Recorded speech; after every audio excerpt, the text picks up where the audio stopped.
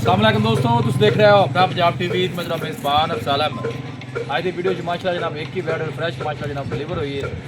सब तो पहले मेरा कैमरा मैन जनाब बैड दिखाएगा तो मजीद गलबात करा के मालिक के नाल दिखाओ जी। कैमरा मैन साहब आला क्वालिटी के जनाब जानवर मिल रहे हैं अपना पंजाब टीवी के क्रॉस ब्रीड का जनाब जानवर है।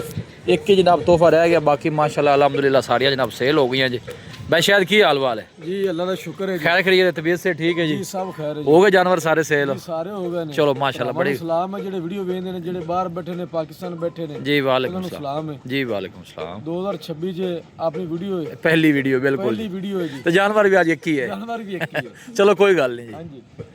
ते ए भरावां नूं दिखाने जी। ए भाई शायद नस्ल केड़ी है? ए जी चोलस्तानी झलका जा क्रॉस जर्सी दा इनू जी। ठीक होगा, चोलस्तानी ते जर्सी है। चोलस्तानी दा हल्का जा जर्सी क्रॉस है जी। मैं को सुई होनी करिया जेड़ वाले पानी सुई है जी, बिल्कुल थोड़ी जी चोई कीती है। ठीक है कि बै बू के जेर पा लेवे। चलो लो जी। थन माशाल्लाह जनाब बड़े सोहने जनाब काले लगे जे।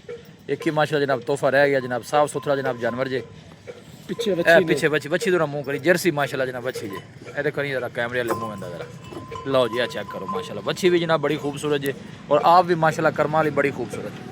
मुंडी थोड़ा टोर बिस्मिल्लाह करके आज एक ही गाय है, आज मैं थकदा नहीं है माशाल्लाह जी। चला फिरा के जनाब दोस्तों को तसल्ली करा रहे हैं।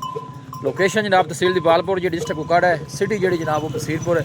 यह जनाब आर्डर चेक करना है माशाल्लाह, साफ सुथरा जनाब जानवर का आर्डर सारा माशाल्लाह जनाब मिल गल आर्डर जो कोई बालशाल नहीं पाई जानवर ने माशाल्लाह। और प्रिंट वाइज माशाल्लाह बड़ी लाजवाब जो बैड।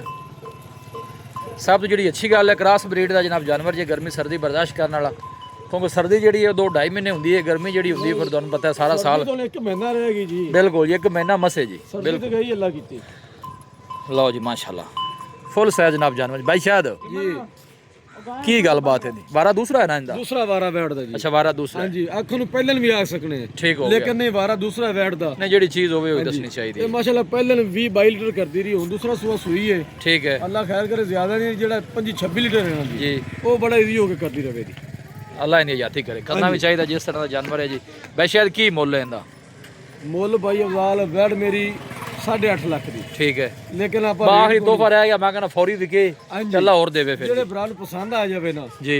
8,20,000 रुपया जी। 8,20,000 8,20,000 रुपया। इंदे जो किराया बाड़े जी कोई शफकत प्यार प्यार मोहब्बत करांगे। जेड़े भरा ने फोन कीता जी, प्यार मोहब्बत मुड़ करांगे ते गल बनेगी। बिल्कुल जी। जहरी गल सौदा फिर ही होंदा है जी, मोहब्बत प्यार जेड़ी है ना।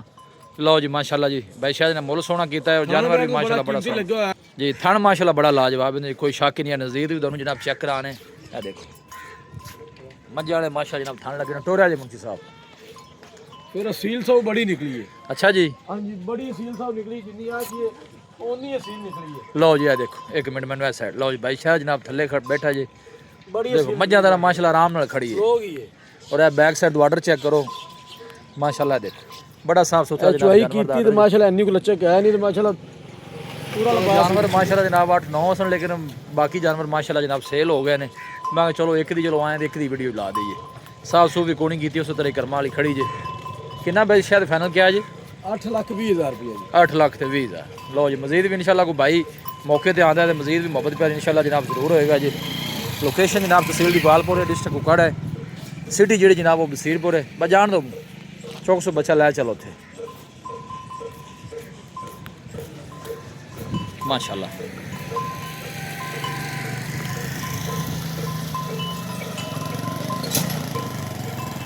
भाई शायद अगे आओ हम दसो रबता नंबर काम मुकाइए एक ही गई वीडियो लंबी करनी जी। भाई शायद लोकेशन सब तो पहले अपनी जिला उकाड़ा, तहसील दीपालपुर, शहर बसीरपुर। ठीक है शहर बसीरपुर तो 5 किलोमीटर अगे लोकेशन है मेरी। ठीक हो गया भाई शायद। जेड़े भरा नूं समझ ना आवे लोकेशन हाज़र वक्त मौके दी मौजूद होंदी लै सकदे। सोहनी गल होगी, व्हाट्सएप से रबता करके लै सकते। रबता करके लोकेशन लै सकदे ने जी। भाई शायद रबता नंबर 0306 85 32 614। एक दफ़ा फिर दसो जी। 0306 85 32 614 व्हाट्सएप नंबर भी है तो कॉल नंबर भी है। लो जी ए भाई शायद जनाब रबता नंबर जो व्हाट्सएप इस नंबर पर मौजूद है।